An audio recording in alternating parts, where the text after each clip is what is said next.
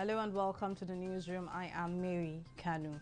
The Senior Staff Association of Nigerian Universities, SANU, and the Non-Academic Staff Union, NASU, of educational and associated institutions have embarked on a nationwide industrial action to compel the federal government to address their grievances. Peters Adeyemi, NASU General Secretary, made the declaration in a statement jointly signed by Mohammed Ibrahim, SANU President, on Thursday in Abuja. The Non-Academic Staff Union says the government has failed to address the issues bothering their members and have commenced the industrial action to force the federal government to address their demands, which include an end to alleged inconsistencies in the Integrated Personnel and Payroll Information System, IPIS.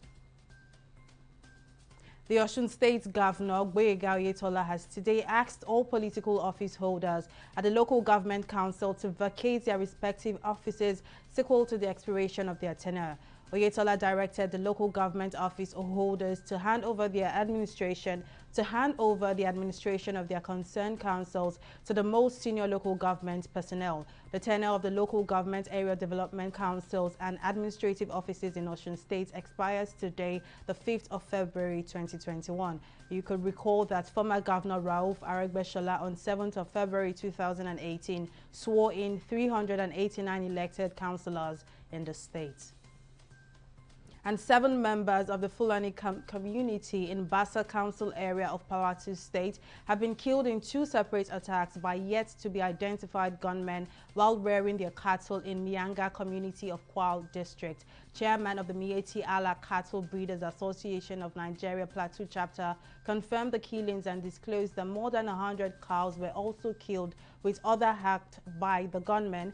Security operatives in the state have also confirmed the incident and assures that investigation is ongoing to arrest and prosecute the perpetrators.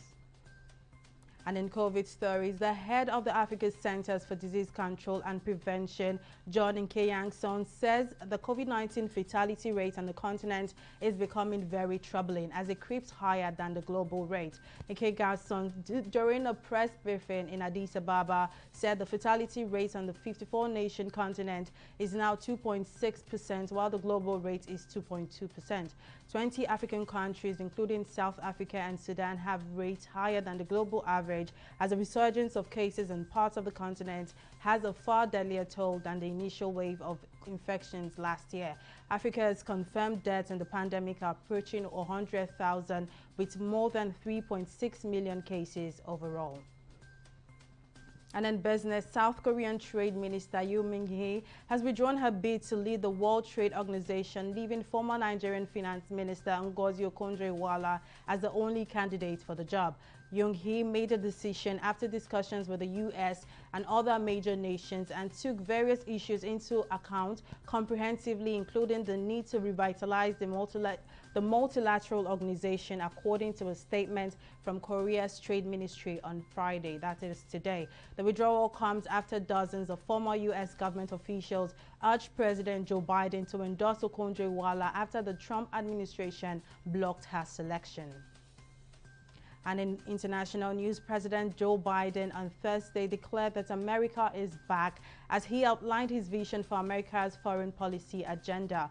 During a speech at the State Department, the president reiterated the need for America to strengthen its global alliances and disclosed some of the U.S. foreign policy will end all support for Saudi Arabia's offensive operations in Yemen, before revealing plans to appoint an envoy to focus on the long-standing conflict. Biden's announcement at the State Department is one of the significant changes the president says he will make to U.S. foreign policy, including freezing troop redeployments from Germany, raising the cap for refugees allowed into the U.S., and reaffirming U.S. support for LGBTQ rights worldwide.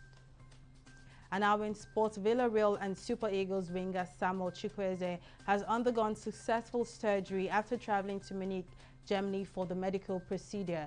The Nigerian international, who suffered a groin injury during a match, aggravated the injury during the club's 4-0 win at Celta Vigo in a Spanish top-flight game. The club, in a statement on its official website, confirmed that the 21-year-old's operation went well, and Chukwueze has featured in 17 games for Villarreal this season. And that's it for now on the newsroom. We will be back at the top of the hour for more updates. I am Mary Kanu.